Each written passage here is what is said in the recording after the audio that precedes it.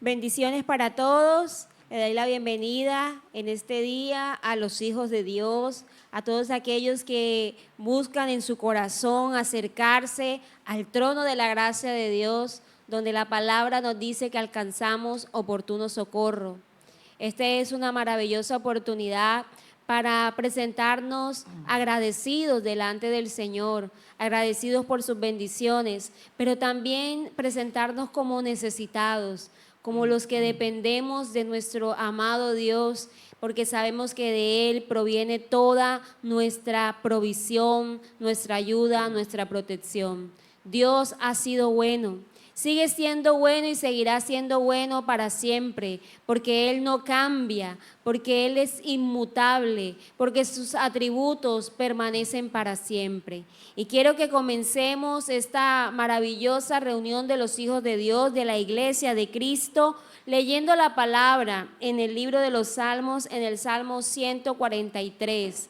Vamos a leer un salmo de David. Y leemos la palabra en el nombre del Padre, del Hijo y del Espíritu Santo de Dios.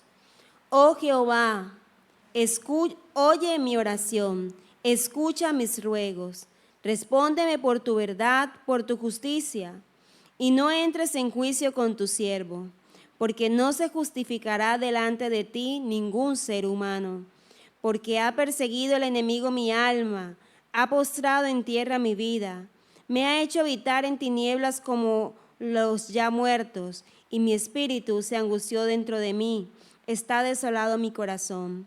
Me acordé de los días antiguos, meditaba en todas tus obras, reflexionaba en las obras de tus manos. Extendí mis manos a ti, mi alma a ti, como la tierra sedienta. Respóndeme pronto, oh Jehová, porque ya desmaya mi espíritu.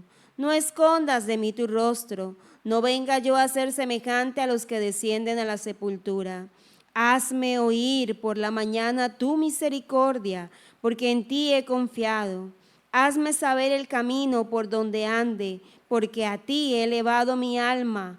Líbrame de mis enemigos, oh Jehová, en ti me refugio. Enséñame a hacer tu voluntad, porque tú eres mi Dios. Tu buen espíritu me guíe a tierra de rectitud.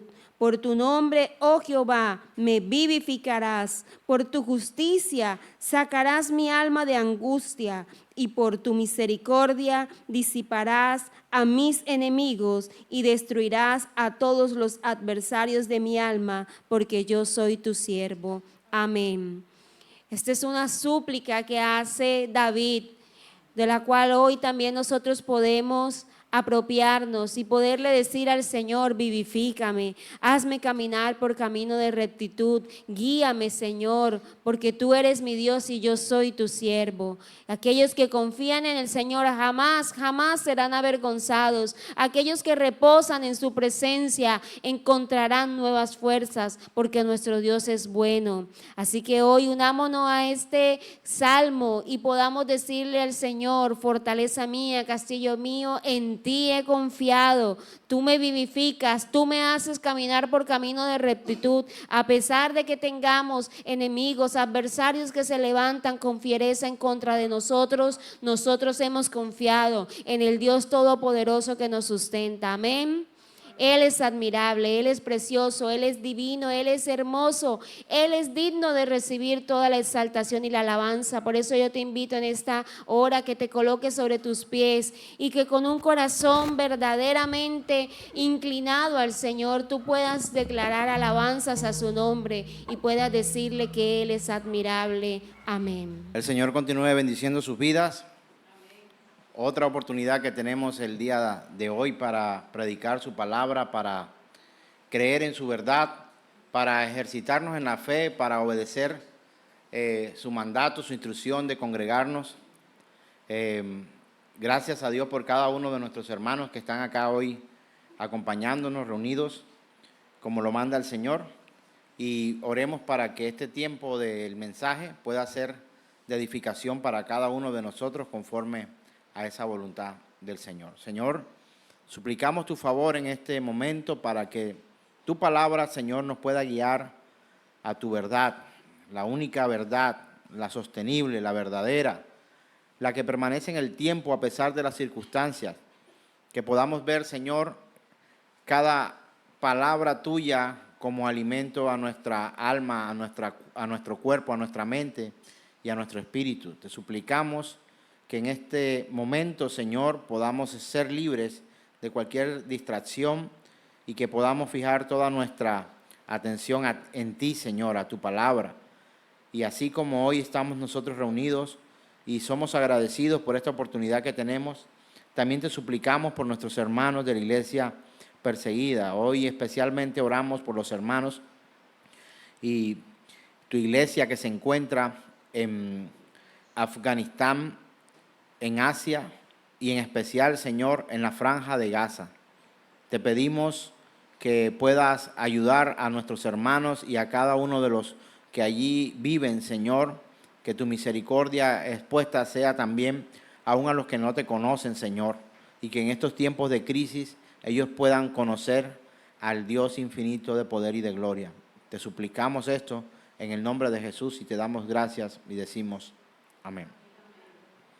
Ok, hemos venido predicando todo este año acerca del funcionamiento de la iglesia y de su fundamentación, por supuesto que es la Escritura.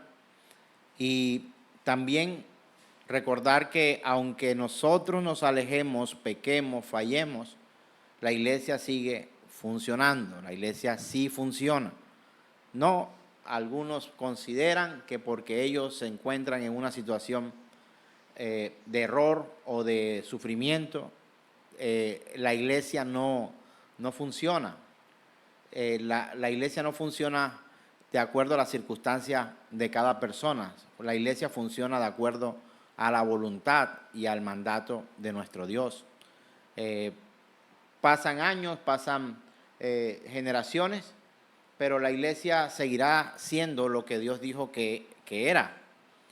Pasan circunstancias, vendrán guerras, vendrán situaciones, momentos de crisis, hambres, lluvias, terremotos, situaciones que quizás vivamos nosotros personalmente terribles, pero la iglesia continuará su curso porque es la esposa prometida o la novia, la prometida de ese esposo eterno para ser también una iglesia eterna, una sola nación unida por un vínculo matrimonial entre la esposa y el esposo es Cristo, la esposa es la iglesia. Así que tengamos en cuenta esto, hermanos, que no es la circunstancia en la que vivimos la que definen si la iglesia está o no funcionando. El hacer parte de ellas incluso ni siquiera es por voluntad nuestra, es por voluntad de Dios que ha escogido a los suyos para que hagan parte de su familia. ¿Qué debemos hacer como creyentes nosotros? Esforzarnos por obedecer y por supuesto permanecer en la fe que es en nuestro Señor Jesús el Cristo y que de acuerdo a sus instrucciones nosotros podamos vivir vidas de creyentes consagrados para Dios. Así que esto es lo que hemos estado tratando todo este año. Mire, ya estamos a punto de terminar el año y seguimos predicando acerca de lo que el fundamento, lo que la iglesia debe conocer para entender que cuando es iglesia y qué es la iglesia. Y los últimos temas que hemos venido tratando han también mostrado las diferentes instrucciones que recibimos por parte del Señor.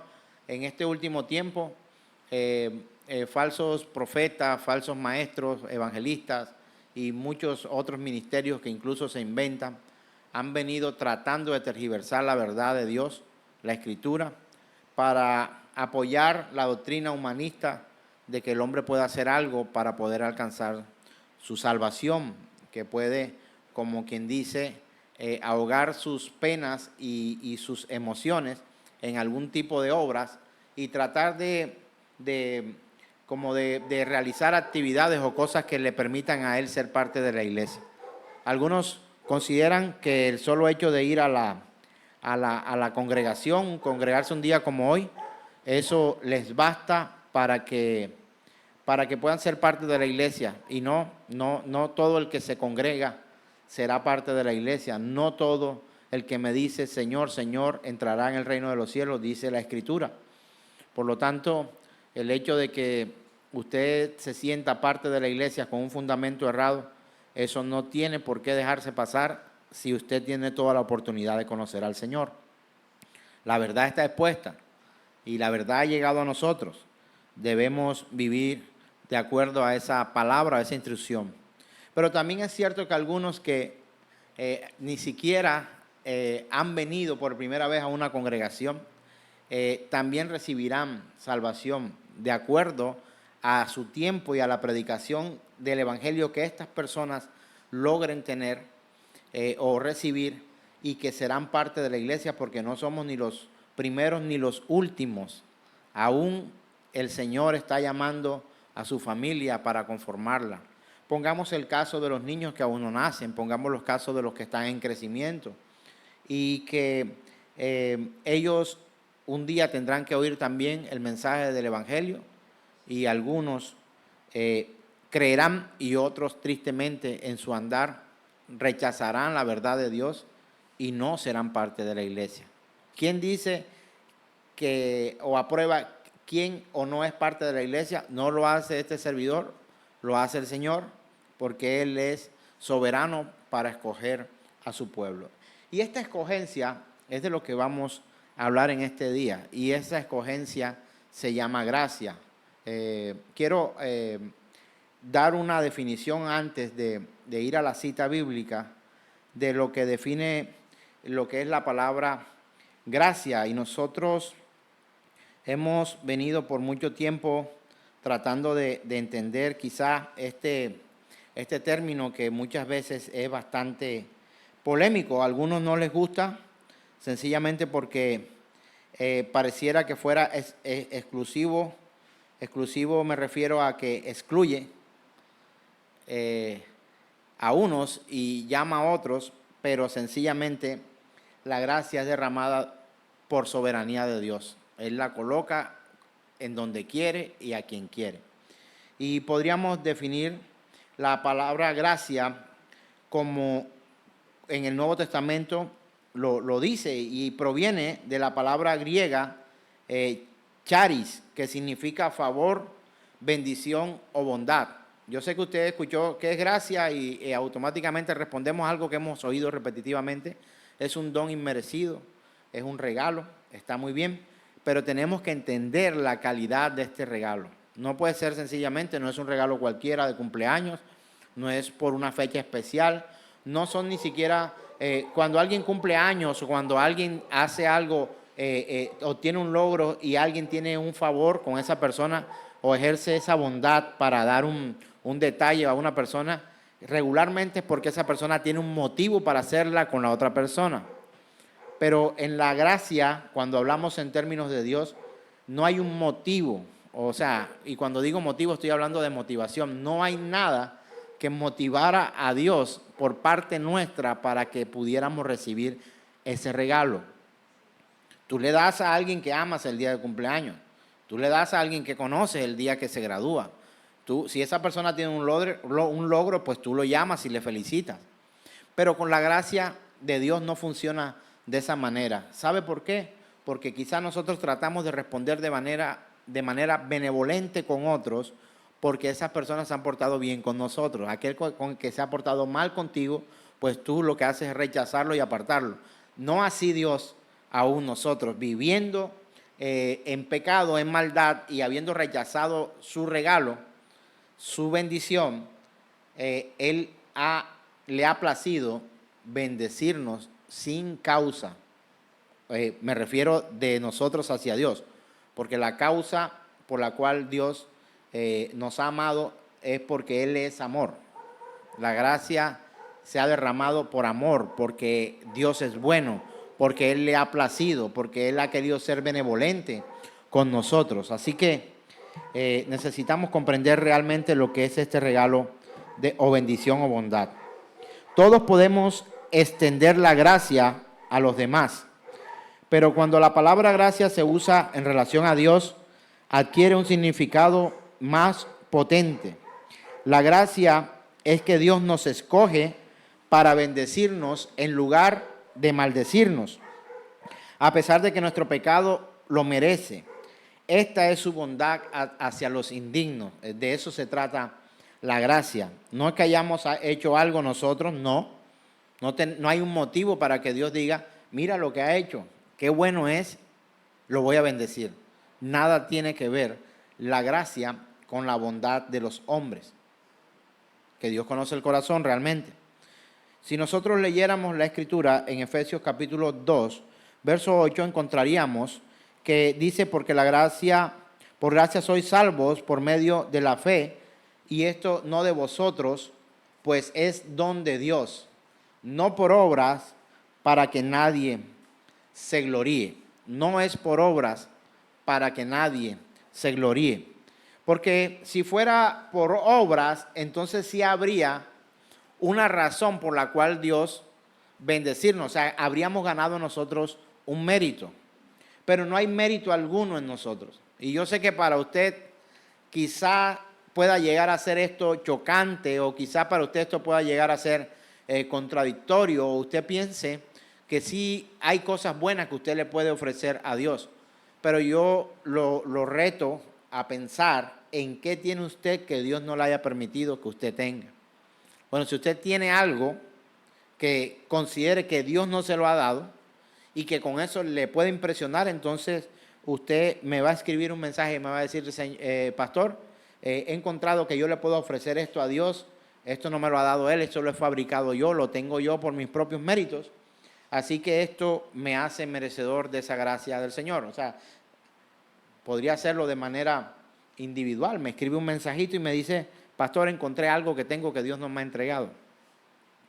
Pero hasta ahora no hay nada que haya o que nos motive a pensar de que hay algo realmente bueno en nosotros que no haya venido por parte de Dios. La única manera que cualquiera de nosotros pueda entrar en una relación con Dios es a causa de su gracia hacia nosotros. No hay otra cosa que pueda motivar a Dios para que podamos tener intimidad con Él, para que podamos acercarnos a su trono. Los reinos de los hombres en esta tierra son crueles, son terribles, son crueles. Usted no puede acercarse tan fácilmente a una figura pública, ni siquiera a un youtuber. Le es muy fácil acercarse. No le es fácil acercarse a una estrella del fútbol, no es muy fácil acercarse a una estrella de cine, no es muy fácil acercarse a una estrella del deporte o de cualquier otra habilidad que tenga, porque estará siempre rodeada de ciertos anillos de seguridad y de protección, porque aquellos a veces ni siquiera pueden ser tocados. Y usted lo ha visto con todas estas figuras públicas que de pronto este tiempo tiene bastante, y a través de las redes sociales usted puede mirar allí deportistas, actores, youtubers, hombres, mujeres talentosos que quizás pudieran estar viviendo tiempos entre comillas de gloria. Qué tan fácil es acercarse a veces hasta a un político, estrechar la mano a un presidente, a un gobernador, a un alcalde, a un concejal, de hecho a un edil, a una persona muy cercana. Hemos salido de unas elecciones en nuestro país territoriales, y usted sabe que no es ni siquiera fácil hablar con un político. ¿O sí es fácil? No es fácil. Hay que hacer un lobby, hay que tener unas conexiones, no cualquiera se puede acercar ahí. Ahora, si esto realmente es poco para Dios, imagínese usted poderse acercar al creador del mundo conocido y desconocido, al creador del universo conocido, al creador del universo desconocido. ¿Cómo seríamos capaces nosotros de acercarnos a un ser tan magnífico? Entonces se lo coloco en esta escala para que usted comprenda que acercarse al Dios Todopoderoso no es una tarea o una labor fácil que podamos lograr a causa de nuestros méritos. Y nos sorprendemos cuando el presidente o la figura extiende su mano para saludarnos a nosotros. Ya viste, me saludó tal persona, o tal figura pública pasó y me sonrió. Y están los que dicen, no me voy a lavar la mano en tanto tiempo porque me ha dado la mano. cómo menospreciar la persona de Dios cuando Él extiende su mano a nosotros para salvarnos y nosotros vivimos como si eso no pasara nada. ¿Por qué Él lo hace? Gracia, por un regalo. No tiene el corazón de aquel político, no tiene el corazón de aquella figura pública, no tiene el corazón de aquel deportista famoso, no tiene el corazón de aquel presidente de la nación o figura pública, porque los otros seguirán siendo hombres humanos, necesitados del Dios Todopoderoso. Pero Él extiende su gracia hacia los que Él quiere, su favor, su bondad, su bondad. Y es triste poder ver cómo algunos corren detrás de ciertas cosas en esta vida y en esta tierra, apartándose de Dios como si fueran mucho más importantes que el mismo Señor. Y se matan, se desviven por tener encuentros con hombres y viven su vida ignorando a la gracia que Dios ha extendido o que ha ofrecido para algunos en llamamiento santo. La única manera que cualquiera de nosotros puede entrar en una relación con Dios es por causa de su gracia hacia nosotros. La gracia comenzó en el jardín de Edén, cuando Dios mató a un animal para cubrir el pecado del hombre. Usted lo encuentra en Génesis capítulo 3, verso 21. Él podría haber matado a los primeros seres humanos, creo yo, y haber hecho unos nuevos a causa de su maldad, ¿sí o no? ¿O acaso se le perdió el manual de cómo hacer un hombre y una mujer a Dios? No, de ninguna manera. Y encontramos cómo el hombre recibió por parte de Dios. Dígame usted, ¿qué fue lo bueno que hizo Adán para que él preservara su vida, para que le ofreciera cubrirlo? ¿Qué pudo haber hecho bueno Adán delante de Dios para que él actuara de esa forma? La Biblia no registra que haya hecho algo. De hecho, a regañadientes recibió incluso la bendición de esa gracia. No encontramos a un Adán o una Eva postrado en el piso diciendo: Señor, perdóname por haber desobedecido de esta forma. Señor, me aparté de ti, le creí a la serpiente me ha engañado. Perdóname, Señor, perdóname, perdóname. ¿Usted lee eso en la Escritura? No. Así que ni siquiera nuestras lágrimas podrán cambiar la poderosa acción de un favor inmerecido sobre nosotros. Nunca jamás nada de lo que el hombre haga podrá manifestar a Dios para que Él cambie de opinión porque hemos tenido algo bueno que ofrecerle al Señor. Y yo he encontrado en mi vida cotidiana que solamente, exclusivamente a través de la fe en nuestro Señor Jesús, el Cristo, es que podemos tener acceso a ese trono de la gracia. No solo me lo ha dicho la Escritura porque escrito está de esa forma, sino que mi vida personal también ha tratado de encontrar una manera de poder vivir una vida mejor, excluyendo a Cristo Jesús de la ecuación, y se lo confieso, no ha sido exitoso ese proceso. No he podido y creo que nadie ha podido y nadie lo podrá lograr. Solamente por Jesús, nuestro Señor, el Cristo, Él es el que puede poner los ojos de Dios en favor sobre nosotros y no ninguna de las obras que tú y yo podamos hacer para alcanzar el favor de Dios sobre nosotros. No hay nada que tú y yo podamos hacer para impresionar a Dios, nada. Ni nuestras metas personales, ni nuestras metas deportivas, ni nuestras metas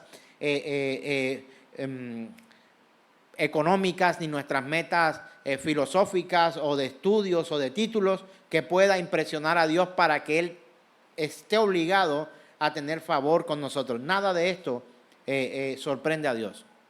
Todas las cualidades y calidades que tienes tú como persona, Él ha permitido que se desarrollen en ti, que estén en ti. Algunos son buenísimos para las matemáticas y de pronto usted dice, yo quisiera ser como tal persona. Pero a ti quizás te ha dado otros dones sociales, de hablar, de hacer, o deportivos, u otras cosas. Unos son buenos en un deporte, son regulares en otro. Unos son buenos para unas labores, otros son buenos para otras. Unos son buenos para ciertas carreras de tipo académico, o para expresarse en público. Otros no son tan buenos. Pero todas las capacidades que tú puedas llegar a tener, tienes que comprender que es Dios mismo el que la ha colocado en ti. Entonces, por eso la Escritura presenta la gracia y las obras como diametralmente opuestas. Se lo digo de otra manera. O sea, son completamente contrarias diametralmente. O sea, una va hacia un lugar y la otra va hacia el otro. No hay forma de que podamos incluso mezclar, no, un poquito de obras con un poquito de gracia. No. Es completamente gracia. No es por obras. Y si hay obras, esas obras van a ser realizadas porque hemos sido diseñados por Dios para que podamos hacer buenas obras. Mira, usted y yo no hemos hecho para hacer no hemos sido creados ni hechos para hacer maldad. O sea, no fue el motivo, la razón por la cual Dios nos creó. Pero pregunto, ¿hay maldad en este mundo? ¿Hay maldad en los hombres? Tienen un efecto contrario, completamente, también diametralmente opuesto a lo que Dios, al propósito que Dios ha decidido. Él ha decidido crearnos para buenas obras. Entonces yo quisiera que usted lo analizara de esta manera. Si Él nos creó para buenas obras, ¿por qué insistimos en vivir haciendo malas obras? Entonces, el apóstol Pablo lo afirma en su carta a los Romanos, y ahorita vamos a ver otras cosas. Ahora, Dios, Él podría haber matado a los seres humanos que fallaron en Edén, pero no lo hizo de esa forma. Él lo hizo de otra, extendió su bondad sobre Adán y Eva. Incluso los primeros hijos de Adán y de Eva, ¿encontramos quiénes son? Caín y Abel. De ahí sale el primer asesino de la humanidad. Entonces, ¿qué méritos habrían entonces? No, mira, Señor, hemos procreado a un hijo maravilloso, a un hijo hermoso, un hijo que tiene unas cualidades espléndidas. Te vamos a sorprender con él. No, nació el primer asesino. Y muchos de nosotros como padres somos orgullosos de nuestros hijos y eso no está mal. Nos sentimos felices porque logran cosas.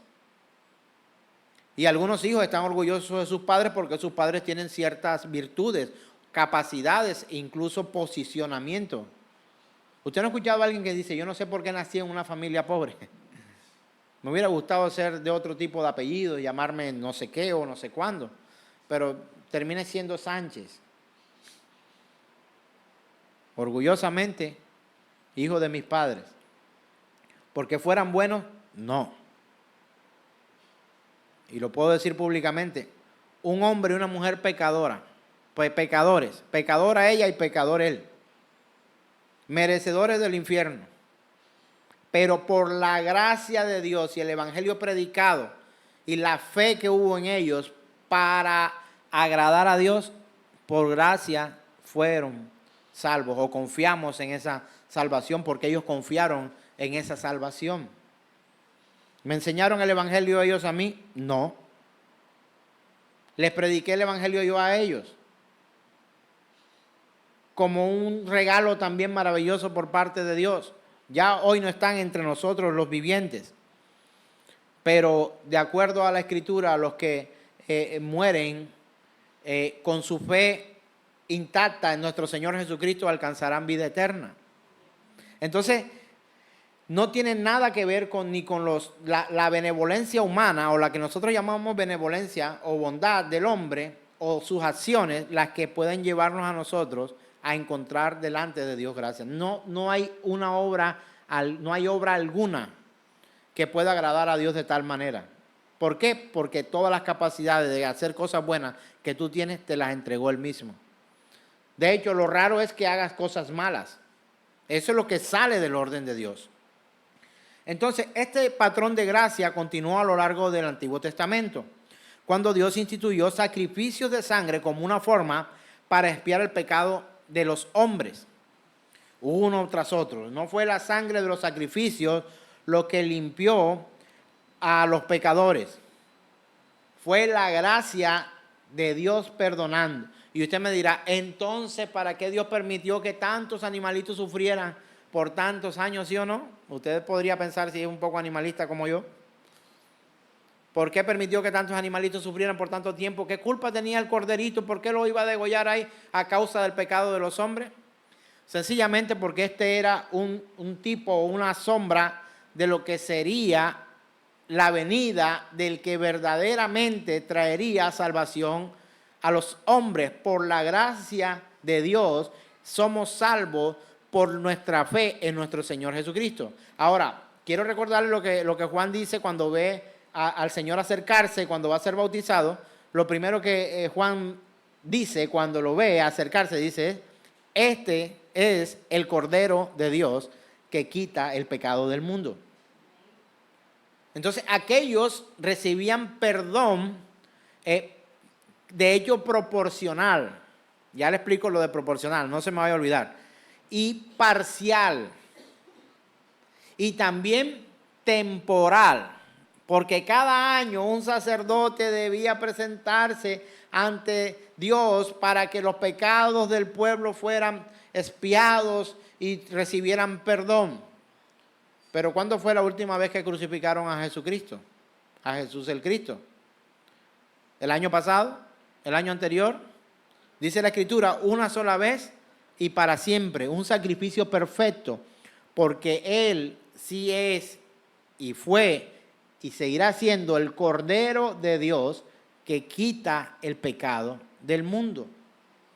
Entonces, todos esos animalitos muertos, porque no solamente eran corderos, habían bueyes, habían ovejas, habían cabritos, habían tórtolas, palomas, habían, no sé, dependiendo la capacidad del hombre. Y digo también, dije proporcional, ¿no dije? Proporcional, quiero recordarle esto proporcional, porque un sacerdote escuchaba la falta y miraba la condición de aquel pecador, o incluso cuando recibían milagros y eran limpiados de lepra o de algún tipo de enfermedad o algo, o ganaban una batalla o una cuestión, miraba al sacerdote y decía, bueno, tú presenta, como eres pobre, presenta un palomino, un animal más pequeño, y tú, como eres rico, presenta un buey. Y de manera proporcional al esfuerzo que esa persona pudiera hacer, presentaba una ofrenda. Pregunto, ¿fue proporcional la sustitución de nosotros cuando Cristo ocupó el lugar en la cruz del Calvario? No fue proporcional, no fue temporal, no fue provisional. Fue de una vez y para siempre. Sacrificio perfecto, incalculable, infinito, suficiente. Tan suficiente que no era necesario o no es necesario y nunca ha sido necesario sustituir a ese Cordero de Dios que quitó el pecado del mundo para que ahora algo nuevo venga a reemplazar a la persona del Cristo. Es ungido. En lo absoluto, para nada. Así que si miramos esta definición de gracia, no es don inmerecido. ¿Hasta dónde entiendes don inmerecido? Hasta que no lo mereces, pues está muy bien explicado, lo está muy bien entendido. Pero una cosa es entender el significado de la palabra y otra cosa el significado de la obra de gracia redentora de Dios sobre los hombres. Fue la gracia la que nos perdonó y la que perdonó a aquellos que confiaron en Él. El apóstol Pablo comenzó muchas de sus cortas frases al referirse a las otras iglesias de esta manera. Gracia y paz a vosotros, de Dios nuestro Padre y del Señor Jesús el Cristo. Usted lo encuentra en Romanos 1:7, Efesios 1, Uno, en primera carta a los Corintios 1:3, el apóstol Pablo haciendo un saludo de la siguiente manera: gracia y paz a vosotros, porque él sabía de qué se trataba la gracia. Dios es el promotor de la gracia y toda otra gracia fluye de él. Que Dios muestra tanto la misericordia y la gracia, aunque no son lo mismo. La misericordia retiene un castigo que merecemos. La gracia otorga una bendición que no merecemos. ¿Está viéndolo? Dos palabras, no, que la gracia y la misericordia de Dios no se parecen, ni se parecen. La misericordia es la retención de un juicio.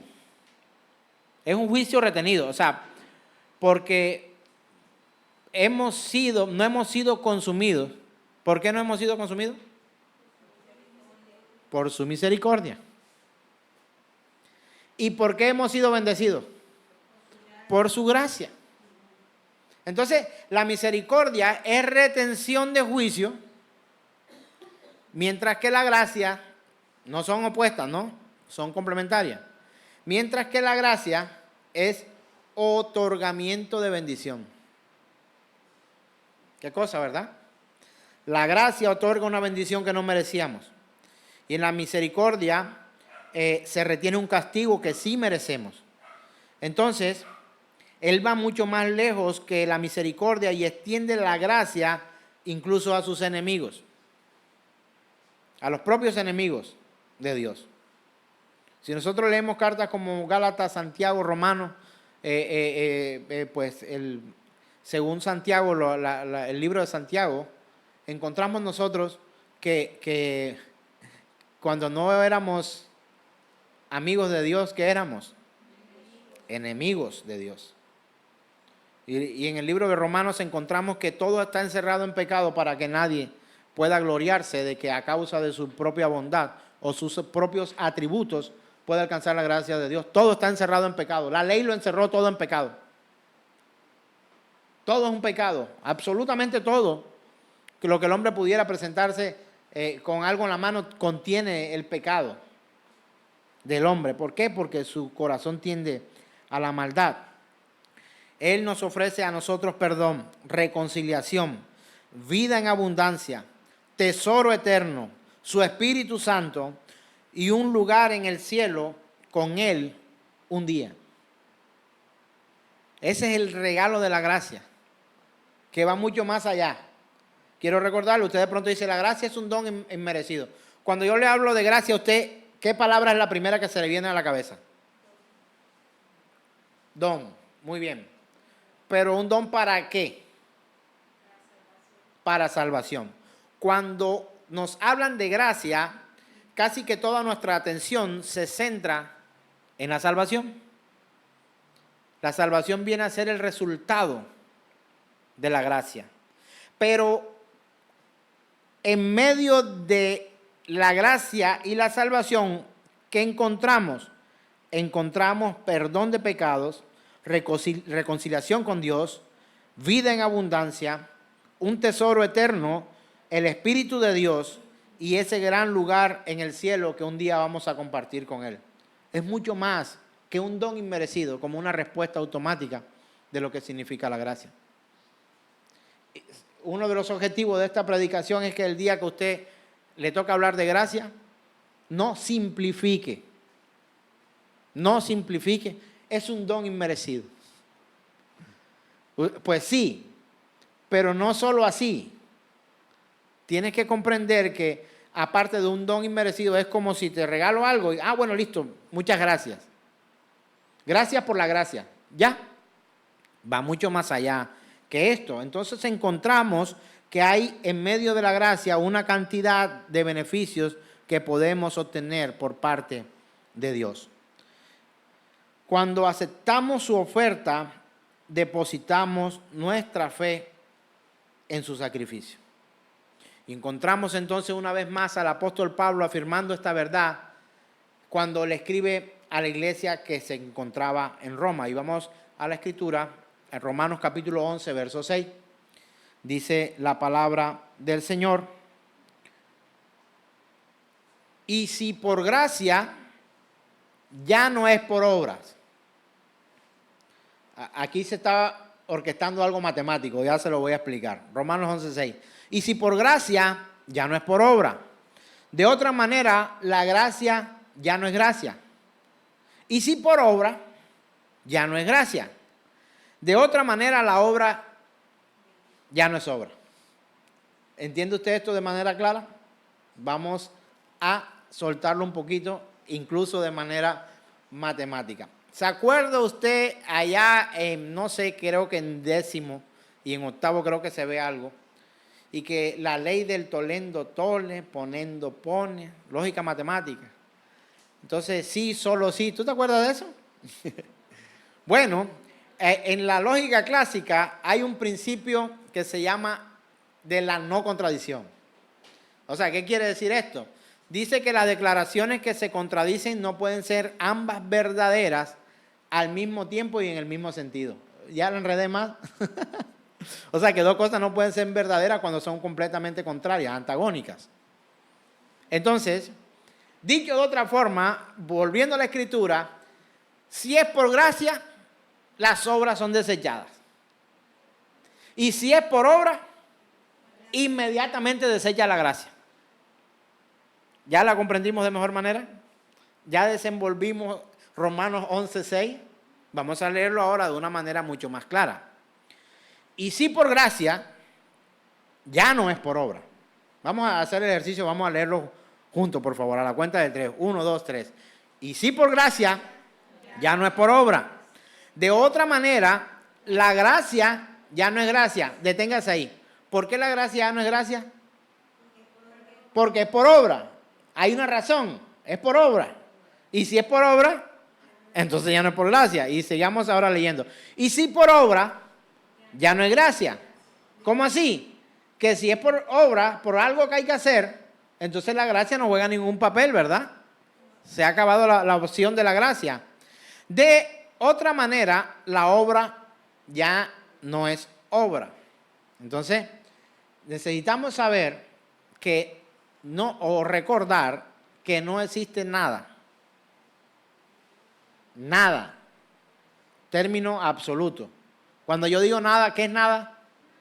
Nada es nada. Cuando digo todo, todo es todo. Son términos absolutos. Cuando digo que Dios es infinito, es un término absoluto. Dios es infinito, o sea, no tiene fin. Y cuando digo que no tenemos nada que hacer para encontrar la gracia de Dios, le estoy diciendo que no hay nada, absolutamente nada. Necesito a 2 teólogos que me contradigan. ¿Qué tienes que hacer para alcanzar la gracia de Dios?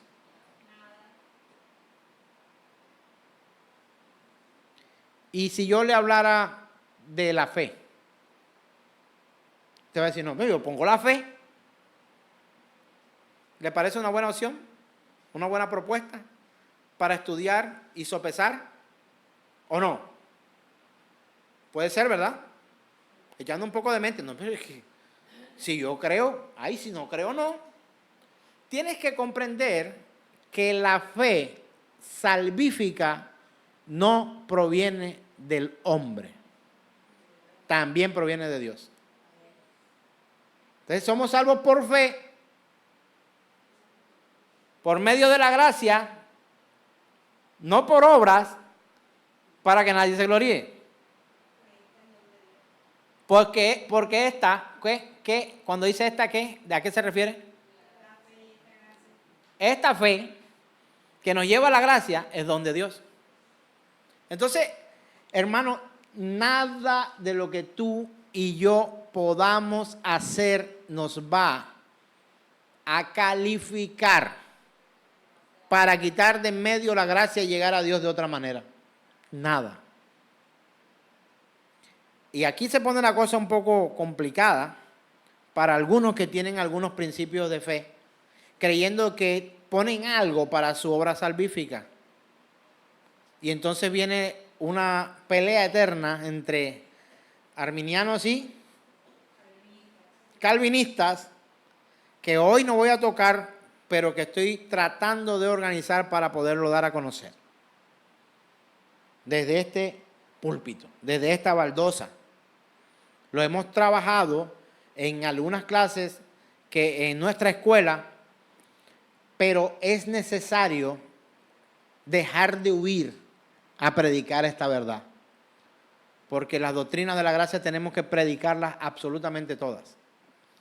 No sé si por allá hace 10 años o 15 años tenía miedo de predicar que el diezmo no debía ser una obligación, sino que era antes un impuesto y no sé qué, y antes tenía el miedo de decir eso porque algunos hermanos se iban a ofender y algunos pastores no me volverían a invitar, o este tipo de cosas. O que la esposa del pastor no es pastora.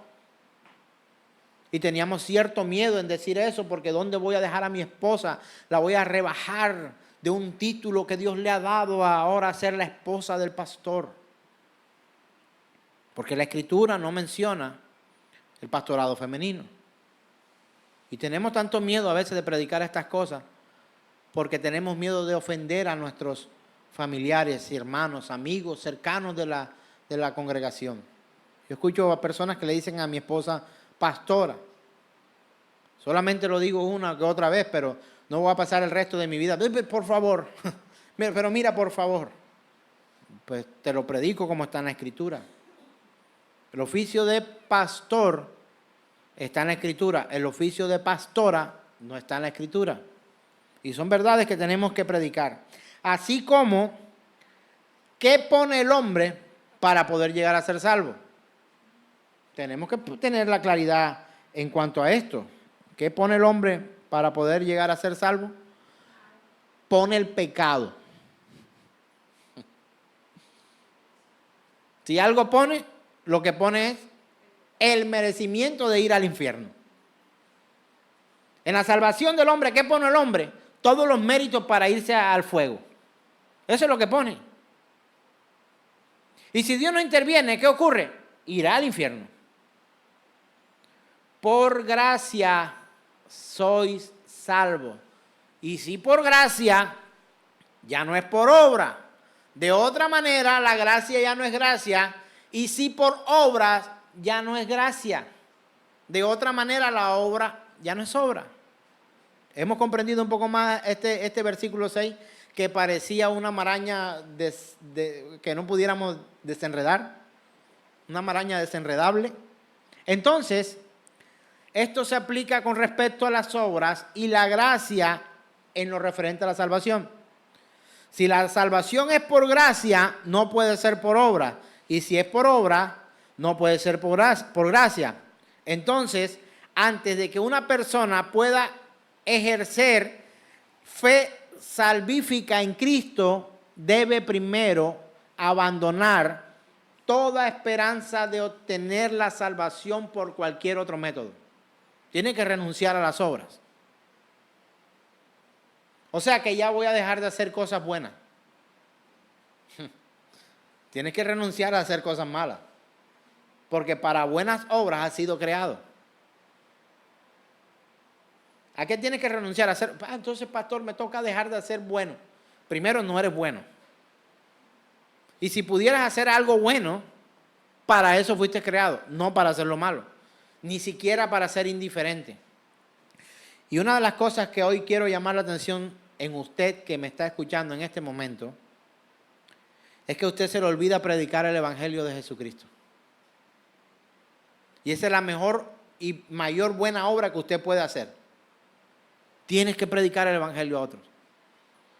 Mira, no quisiera llevarme la decepción de preguntar, aunque sí lo voy a preguntar, lo que no te voy a recibir es la respuesta, pero piense a quién tú le has estado predicando últimamente el Evangelio de Jesucristo. ¿A quién te le has dedicado a predicarle para que salga del fuego eterno? Ahora, puedes que tú prediques un buen sermón a otro, pero ¿eres tú salvo de ese fuego eterno del que le estás predicando a otro? ¿Estás viviendo la fe como el Señor nos dice? ¿Cuántos aman al Señor Jesús? Amén, amén, amén, todo, ¿verdad? La Escritura dice, quien me ama, mi palabra guarda. Guarda mis mandamientos. Como usted lo ama, entonces usted guarda los mandamientos. Y como usted guarda los mandamientos, entonces ama al Señor. Entonces, una de las formas o de las maneras de nosotros saber si alguien ama al Señor verdaderamente, no es porque viene a la congregación. Porque puede venir a la congregación y no hacer nada más, solo venir a la congregación. Pero venir a la congregación no es el termómetro para demostrar que amamos a Dios. Si tú amas a Dios, guarda sus mandamientos. Pero fallo, pastor. Reconciliación con Dios a través del arrepentimiento. ¿Cada cuánto? Siempre. Constante. La inmutable, es que estrategia suena tan feo. Pareciera que fuera una estrategia, pero la inmutable oportunidad de podernos arrepentir y vivir de acuerdo a la gracia de Dios. Por eso el que es salvo, verdaderamente salvo, nunca perderá su salvación. Nunca. O sea que yo puedo pecar todo lo que me dé la gana. Una persona salva no piensa así. Una persona salva dice, o sea, que tengo la oportunidad que si me llego a equivocar en mi camino, tengo la oportunidad de arrepentirme y el Señor me restaura. Sí. Seguiré esforzándome para no volver a ofender al Señor. Así piensa una persona salva. Pero aquel que dice, no, entonces tenemos toda la oportunidad para hacer y deshacer ochas y panochas, porque si yo me arrepiento del Señor, me va a perdonar y entonces soy salvo. Ese no es el pensamiento. Es una de las evidencias que podríamos utilizar para saber quién es y quién no es salvo. Ni siquiera porque nosotros los calificamos. Cada uno se califica. ¿Puedo yo extender un juicio de decir, para ver la cara, esta es salva, esta no, este es salvo, este no, este que está allá, tiene cara como de entre salvo, decídete, oíste, está medio... No puedo. No podría tomar esta decisión, ni este atrevimiento. Pero cada uno de nosotros sí sabemos en qué condiciones estamos delante de Dios. ¿A qué le estamos dedicando nuestra atención? De hecho, venir a la reunión y estar en otro lugar, con la cabeza en otro lugar, sencillamente es muestra de que es más externo que interno. La salvación no se evidencia de afuera hacia adentro. Se evidencia de adentro hacia afuera. No es como te vistes, pero tampoco tienes permiso para vestirte mal. Y digo mal en muchos aspectos, en muchos sentidos. No solamente en el ámbito sexual. O muy mostrón o muy arropón. Nada que ver con eso. Porque al final, quien se viste, siendo creyente y consciente en la Escritura, para el Señor lo hace. Para el Señor lo hace. Ahora, pastor, entonces, ¿de qué forma me visto? Vístete como para el Señor. Pastor, entonces, ¿cómo hablo? Habla como para el Señor. Entonces, ¿cómo vivo mi vida, pastor? Vive tu vida como para el Señor. ¿Esto me lo acabo de inventar? No, está en la Escritura. Todo esto hacerlo, no como para los hombres, al ojo, sino como para el Señor. Entonces, ¿cómo trabajo? No trabaje como para el hombre. Trabaja como para el Señor. ¿Cómo como, pastor? Come como para el Señor. Duerme como para el Señor. Vive como para el Señor. Predica como para el Señor. Y estarán resueltas todas tus dudas de cómo vivir en esta vida. ¿Dónde encontramos estas grandes verdades? En su palabra. Que celebra fiesta, no celebra fiesta. El apóstol Pablo lo dijo. ¿Sí o no? ¿Qué comer o qué no comer? Mira, el que no te dejes amedrentar o ofender o desanimar por aquellos que te cuestionan o te juzgan por celebraciones, por fiestas, por comida o por bebida. No, porque el que celebra un día para el Señor lo hace y el que no lo celebra para el Señor no lo hace. El que come algo en su receta o en su menú de alimentos, lo come en acción de gracias para el Señor. Y el que no lo come también. No es que yo no como esto porque esto desagrada a Dios. No lo comes para el Señor. Yo lo como todo porque el Señor me ha bendecido con esto y esto es lo que hay en mi mesa, gracias a Dios, y por eso me lo como. Para el Señor te lo comes. ¿Cómo te vistes? Vístete como para el Señor. Estamos en un club de running, street chart, valga la cuña, en el que por ser un deporte que necesita flexibilidad, libertad, que podamos levantar los pies, que podamos estirar. Pastor, ¿qué me puedo poner para hacer ejercicio? Vístete como para el Señor. Punto final. Vas a ir al gimnasio, vas a ir a hacer deporte, vas a participar en una carrera.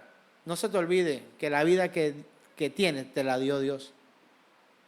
Las habilidades, los triunfos, las metas, todos los logros, los kudos que logres, porque a Dios le ha placido permitir que tú puedas incluso respirar. Y los que practicamos algún deporte como el running, sabemos lo importante que es poder respirar. Porque si no respiramos, nos ahogamos y corremos muy pocos kilómetros. Usted puede decir, pero yo no practico running y también lo sé. Porque a veces voy a subir una escalera y me estoy ahogando. Algo hay que hacer con tu vida física, ¿no? Con tu parte motora, o motriz y etcétera, y tu movilidad.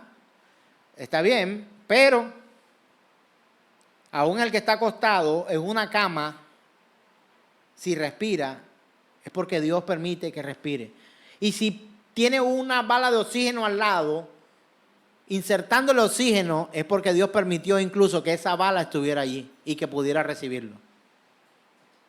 Mi padre tuvo una bala de oxígeno que le ayudó por mucho tiempo a mantenerse respirando. Pero ¿sabe una cosa? ¿Qué pasaba si yo le desconectaba eso? Iba a quedar sin respirar, ¿verdad? Pero nunca se la desconectamos. ¿Y sabe una cosa? Dejó de respirar. ¿Cuándo? El día que Dios dispuso llevarlo. Hermano, hermana, si usted tiene algo bueno, Dios se lo dio. Sea agradecido. Si tiene una esposa, valórala. Dios te la dio. Un esposo, valórelo. Se lo dio Dios, aunque lo cogiste tú. Así que no te quejes tanto. Si tienes unos hijos, valóralo, Dios te lo dio. Dios te lo dio. Por gracia. Y la gracia, aunque apunta a un final feliz, que es la salvación, la gracia de Dios nos permite disfrutar tantas cosas antes de partir de esta tierra. Por su gracia. Si tienes un empleo, valóralo. Para con tantas excusas. Mira, los jefes se hastían de tantas solicitudes de permiso, incapacidades y cuestiones. Llega el momento en que ya no lo quieren ni ver a uno. Man, ya que ni venga. Esta vieja otra vez. Llegará el momento en que ya hastiará. Pero la gracia de Dios nos permite a nosotros poder ir mucho más allá que tener cosas para disfrutar en esta tierra. Mire, tenemos que abandonar la idea de que hay algo que pueda hacer que Dios nos salve. No podemos fabricar algo para que Dios pueda tener de nosotros misericordia, quiero que tengas esta definición más clara que ayer en cuanto a la misericordia y la gracia. ¿Qué vendría siendo la misericordia? Lo dijimos hace un momento. La retención del juicio. ¿Y qué es la gracia? El otorgamiento de la bendición de Dios. Entonces, por su misericordia no hemos sido consumidos y por su gracia somos bendecidos, somos salvos, vivimos, tenemos, disfrutamos.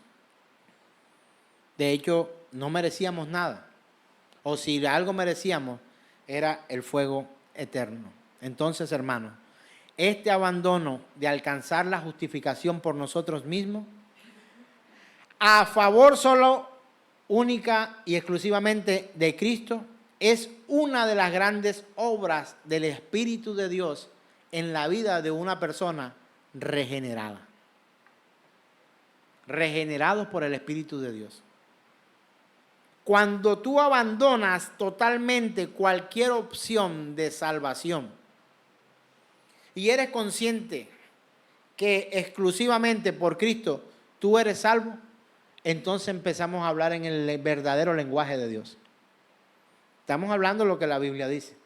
Pero si antes no ofrenda, no, peor, diezma, no, trae tus primicias, trae eso, va a traer salvación y vida eterna, vengan, vamos a hacer oraciones para que tal persona salga de por allá del limbo, unos y otros del purgatorio, vamos a orar y vamos a trabajar para que estas personas puedan ser perdonadas y salgan de allá.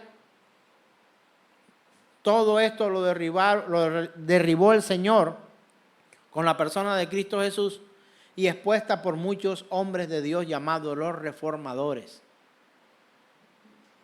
Juan Calvino, Martín Lutero, otros hombres más. Tanto que aprender, tanto que caminar. Y cuando te pregunten qué es la gracia, será que te vas a resumir en decir, es un don inmerecido. Necesitas conocer todas estas verdades a través de la Escritura y poder vivir de acuerdo a esa gracia de Dios. A través del Espíritu Santo, la persona arrepentida, verdaderamente arrepentida, ha llegado a comprender un poco de lo que es la justicia inalcanzable de Dios, inexplicable de Dios en la regeneración. Y vamos a entrar a las impenetrables o impermeables esferas. Y digo así porque solamente podemos entrar allí por gracia, cuando comprendemos que somos depravados, que no tenemos una vestimenta que ponernos que pueda agradar al Señor. Ha sido confrontado una y otra vez el apóstol Pablo. Job también fue confrontado por esto. Quiero que vayamos a la Escritura, Job capítulo 9, verso 29 al 31. ¿Alguien se acuerda algo acerca de Job? Era mala persona, ¿verdad? Se comportaba muy mal. Pero mire todo lo que esta persona sufrió, que usted conoce. Era una persona que alcanzó, de hecho, una expresión muy agradable al oír cuando el Señor se refería a Job. Se refería como un hombre honesto, justo, aparentemente bueno, y hacía cosas para agradar a Dios. Pero mira lo que Job entendió en medio de su tristeza y desesperación. Mire lo que alguien como Job decía. Yo soy ¿qué? Oiga, qué difícil es que hoy una persona acepte que es impía. Ahora, ¿qué es impío? Lo contrario a lo pío. ¿Qué es pío? Santo. ¿Qué es impío? No santo. Y recuerdo una vez más, por eso algunos curas se llamaron el Padre Pío III, Pío II, Pío V, Pío no sé cuánto. Pero una persona pía era una persona santa. ¿Qué afirma Job? Yo soy impío. ¿Qué quiere decir? Está diciendo, yo no soy santo. Yo soy pecador. Y hace una pregunta. ¿Para qué trabajar en vano? Aunque me lave con aguas de nieve. Hay otra versión que dice con lejía, que es la limpieza misma. Aunque me lave con lejía, dice, aunque me lave con aguas de nieve y limpie mis manos con la limpieza misma, aún me hundirás en el hoyo y mis propios vestidos me abominarán. O sea, no hay nada en este mundo o en el universo o metaverso que exista que pueda lavar al hombre de sus pecados que no sea nuestro Señor el Cristo. Nada. Él lo pudo comprender. Me gustaría escuchar esa versión que dice lo de la lejía. 29 al 31. Pase lo que pase, seré declarado culpable. Entonces, ¿para qué seguiré luchando? Incluso aunque me lavara con jabón y limpiara mis manos con lejía, me hundiría en un pozo lleno de lodo y mis propias ropas sucias me odiarán. Pase lo que pase, haga lo que haga, nada de lo que yo pueda hacer. ¿Cómo comienza esa parte de la lectura? Haga lo que haga. Nada de lo que tú puedas hacer te podrá limpiar de maldad. No sé si a ti te ha pasado, pero has llegado a tu casa incluso a bañarte pensando que ni siquiera el jabón te puede quitar tu maldad. Pareciera más bien que me la esparciera. Los malos pensamientos. Hoy toca bañarme así para que no me cubran el resto del cuerpo. Malos deseos. Deseos de maldad. No hay jabón que limpie la maldad del hombre. Por eso la sangre de Jesús fue derramada para satisfacer la justa ira de Dios. Él no se enojó con los hombres por nada. Se enojó por todo, porque no había nada que el hombre pudiera hacer para agradarlo a él. Entonces, alguien como Job, al declarar esta verdad, se parece mucho a lo que alguien con un conocimiento más profundo de nuestro Señor Jesús, en Romanos capítulo 7 lo dijo el apóstol Pablo. Dijo, miserable de mí, ¿quién me librará de este cuerpo de muerte? Yo no sé si tú eres más santo o santa que Job, o más justo o justa que el apóstol Pablo, quien escribió esta gran verdad. Pero ellos comprendieron que nada podían hacer para alcanzar el favor de Dios si no era a través de su gracia y la detención de su misericordia para el juicio que habría de venir sobre nosotros.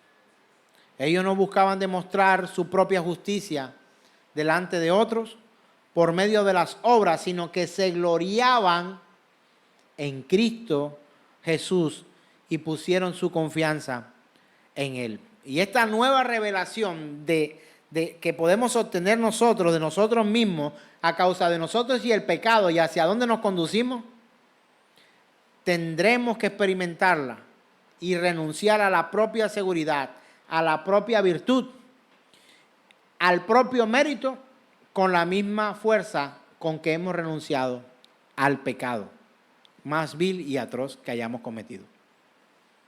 Mira, confiar o creer que a través de tus obras tú puedes alcanzar salvación es lo mismo que creer que cometiendo pecado vamos a poder entrar al reino de los cielos sin renunciar a ese pecado. Por gracia.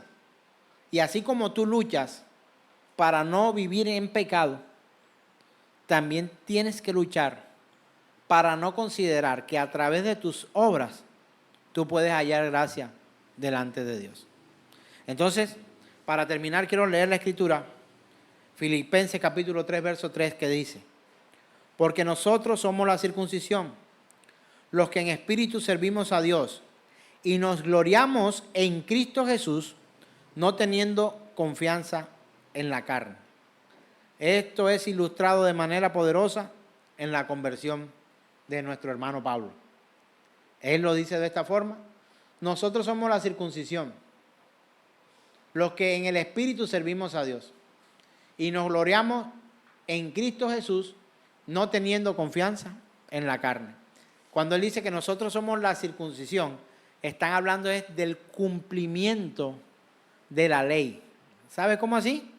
Porque nadie por la ley alcanzó salvación. Los que vivieron antes y después de la ley alcanzaron, o que vivieron en el tiempo de la ley, solo alcanzaron gracia por una cosa maravillosa que se llama fe. Así que, hermanos, amigos que estamos aquí reunidos hoy, pongámonos en pie y, siendo verdaderamente honestos, el confiar que nada de lo que tú y yo podamos hacer nos puede llevar a ser salvos. Nada, absolutamente nada. Oremos al Señor. Señor, te damos gracias por tu misericordia, Señor.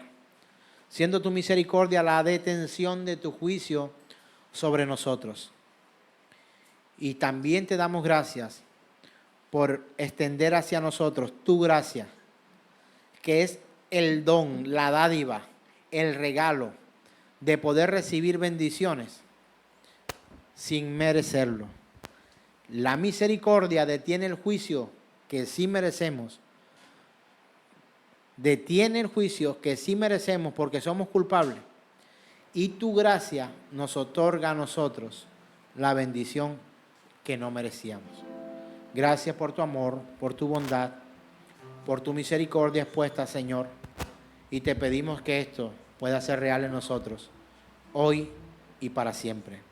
Gracias te damos, Señor. Si usted creyó que en algún momento sus atributos, su bondad, su cuerpo, su mente, sus títulos podían llevarlo a lugares de privilegio, en el Señor esto no es así. Nada de lo que tienes, tendrás, hayas hecho o hagas posteriormente, te podrá otorgar la gracia de Dios. Porque por gracia sois salvos, no por obras para que nadie se gloríe. Y que si es por obras, ya no será por gracia, y si es por gracia, ya no será por obra. Te damos gracias, Señor, en Cristo Jesús, Señor nuestro. Amén, amén y amén.